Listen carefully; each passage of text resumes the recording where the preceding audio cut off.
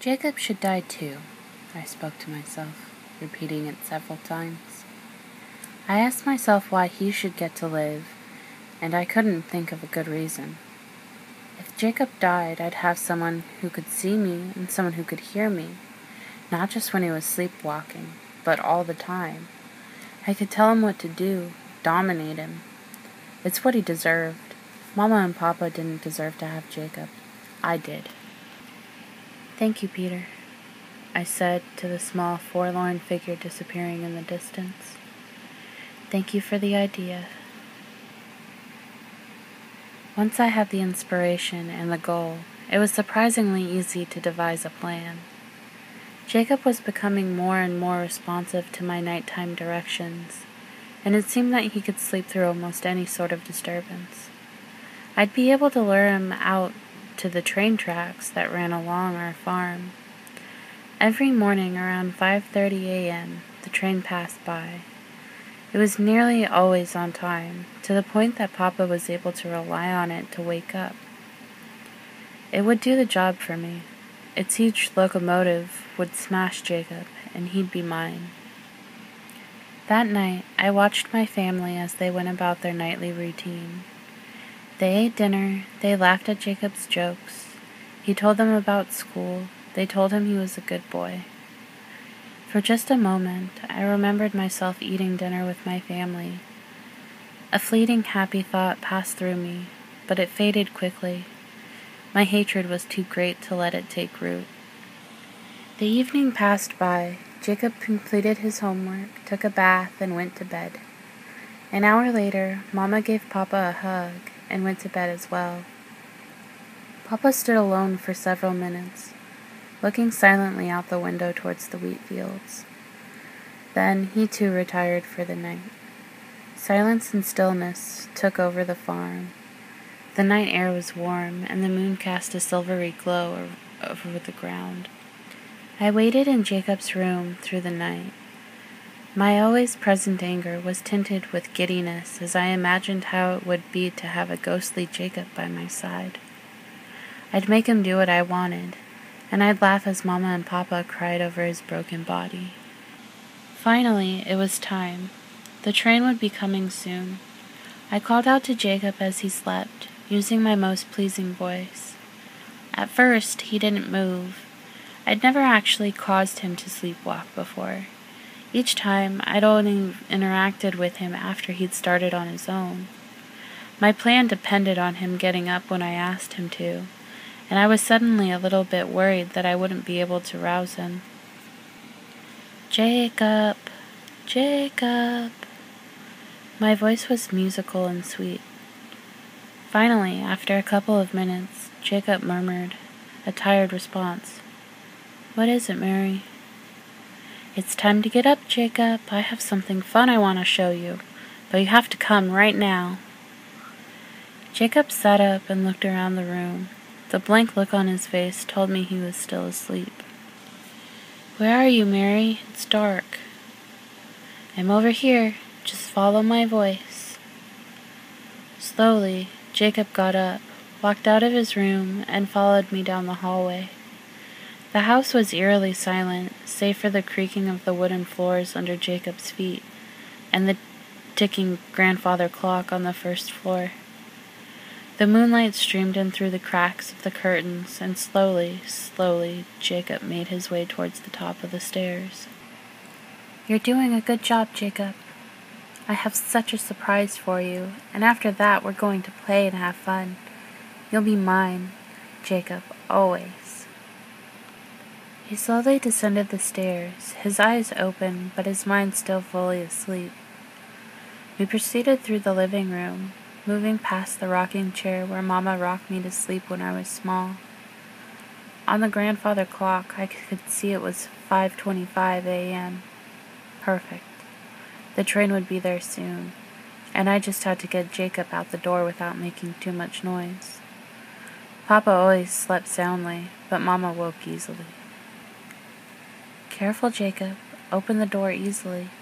If you open it too quick, you'll hurt me. You don't want to hurt me, right?" Jacob unlocked the door and slowly pulled it inward. Papa kept everything well oiled, so it only gave a slight creak. Jacob stepped forward and pushed past the screen door, making his way onto the front porch. The screen door, on a tight spring, slammed back against the door frame as he let it go. "Jacob, you idiot! Be careful!" I hissed at him. I told him to be careful, and that little brat couldn't even follow a simple direction. Mama and Papa's room was right above the front door, and I could hear Mama's concerned voice drift down to us. She was speaking to Papa, but her words were indecipherable from my location. "We need to hurry up, Jacob. Let's go or you won't get your surprise." I led Jacob as quickly as he'd go. We walked to the outskirts of the farm, past the old drinking well, near the edge of the property. The tracks were waiting for us on the other side of a fallow field. It took Jacob a few minutes to slowly amble across the terrain, with my constant redirection goading him on. In the background, I could hear Mama and Papa. They were outside calling for Jacob, yelling out his name. It didn't seem as if they'd spotted him yet. I laughed. "You'll never find him in time." "Find who?" Jacob mumbled. "Shut up, Jacob, I'm not talking to you." Jacob's cherubic face glowed from the moonlight, and a soft morning wind passed by in a gentle rustle of the wheat fields. I could still hear Mama and Papa, sounding more and more frantic, looking desperately for their only child. Off in the distance, the train horn sounded. "We're almost there, Jacob." Several moments later, we made it to the tracks. I could hear the train heading toward us, and the rails began to vibrate. The sound of the approaching steam engine grew ever louder, and its headlight was visible in the distance. "Stand right there, Jacob, on the rail. No matter what happens, don't move.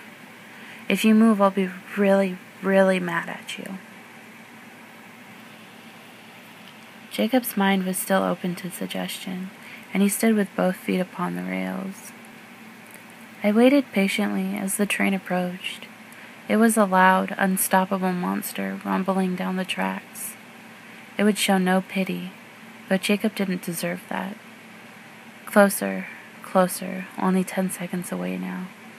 Its lights began to bathe Jacob's body in an eerie glow. I saw Papa across the field. He finally spotted Jacob and began running frantically towards us, but he was at least 70 yards away, an impossible distance with the train nearly upon us. I positioned myself over the rail directly across from Jacob so that I could look at his face. I held out my ghostly arms, and Jacob responded by holding out his. Jacob was standing still on the rail, facing me, when the train's screaming horn finally made him wake up. Wide-eyed and confused, he jolted into consciousness. He looked right at me, then at the train speeding towards us, then at me again. Could he still see me? Jacob stayed there, paralyzed by his fright and confusion, with the roaring machine merely seconds away. Behind Papa, I could see Mama fall down to her knees, screaming in desperation and anguish. Her scream, even over the roar of the oncoming engine, rang loudly through the night. All of her sorrow and agony was contained in that one scream. It was powerful and unmistakable. I realized suddenly that I'd heard Mama scream like that before. But when? Then I remembered. I'd heard that exact scream at my funeral. Without any warning, a memory was triggered. A memory I couldn't suppress any longer, and temporarily, I was locked in a moment from 2 years earlier. My funeral. I'm watching. Nobody can see me. Nobody knows I'm there. My family and relatives are gathered at the family plot with our barn visible in the background. As my wooden casket is lowered slowly into the dry earth, Mama screams out in sorrow and despair. Papa puts his arm around her and tries to remain stoic, His eyes are quivering, and as my casket reaches its final resting spot, he breaks down into tears, sobbing out loud. The strongest man in the county, crying unashamed as his little girl is laid to rest. He and Mama are comforted by relatives. Jacob buries his face against Mama's hip. Why did she have to go away, Mama? I miss her so much. I finally remembered. I had been loved. Mama, Papa, Jacob, they had all loved me, and they had all mourned my loss. No matter how much trouble I had caused the family. Mama, Papa, Jacob, they had all loved me, and they had all mourned my loss. No matter how much trouble I had caused around the farm, no matter how much I talked back to Mama, and even all the times I picked on Jacob, they had loved me unconditionally. A deluge of happy memories pushed through my mind like water spilling through a broken dam. These were memories my mind had refused to process for the last 2 years. I remembered coming downstairs Christmas morning to find the wooden dollhouse that Papa had made for me. I remembered all those nights Mama held me close and rocked me to sleep in her rocking chair. I remembered Jacob following me around the house, idolizing me and trying to act like me. I remembered the whole family going into town to get ice cream. Everything good. I remembered all the good times. I had been loved, and they still loved me. I looked up from the train tracks into Jacob's terrified eyes. I still held my ghostly hands over his outstretched arms, and he looked right at me, crying. The train bore down upon us, with its horn screaming and its brakes squealing. I pulled my guilty gaze away from Jacob and looked directly into the light of the train. I no longer wanted to see my little brother die. I'm sorry, Jacob. Papa was still 30 yards away when I felt the train pass through me. It was a massive force, and even in death its raw energy and cold iron gave me a shiver. The train continued on, though. Its 40 unstoppable, fully loaded cars careened past our farm, over the trestle and into the cool morning, still attempting to slow down. I'd done something monstrous, but I didn't want to be a monster anymore. I looked down with regret. Stillness began returning to the air, and the noise of the train started to fade. I turned and looked down the track, trying to spot Jacob's body, scared that I'd been successful. I saw nothing. Where was he? Then I heard it. Jacob sobbing in a ditch not more than 10 feet from me. You all right, Jake? It was Peter talking. Both he and Jacob were lying in the ditch, covered in dirt, scrapes, and tears. A broken whiskey bottle was next to Peter. It had fallen out of the large pocket of his overalls, which were stained wet with the former contents of the bottle. Then I realized what happened.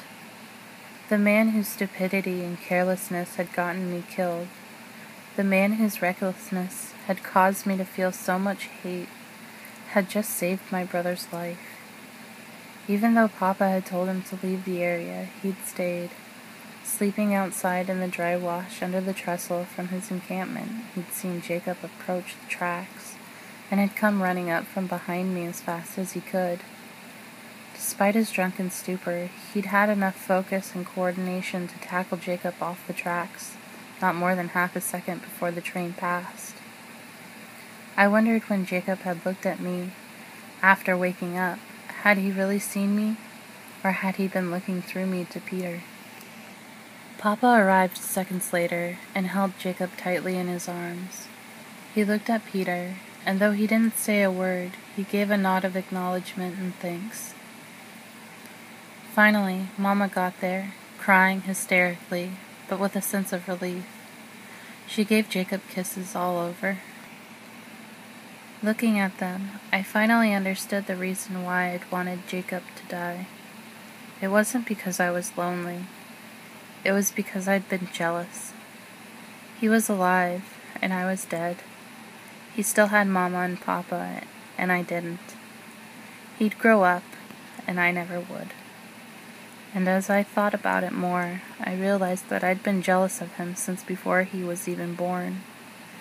Being there, watching my family hug, I was finally able to let my feelings of anger, bitterness, and jealousy recede. It was as if the train, instead of sweeping away my brother, had swept away all of the hate. The love for my family had always been there, and it felt good to finally acknowledge it. I'm sorry, Mama. I'm sorry, Papa. I'm sorry, Jacob. That felt good to say, even if they couldn't hear me. Then I looked at Peter. Thank you, Peter, for saving my little brother. It felt good to say that, too. I didn't hate him anymore. I couldn't. My mind felt much clearer after being able to shed the anger of my death. I watched them all for several moments, until finally I noticed a light far down along the train tracks. The rails weren't vibrating, so it couldn't have been a train.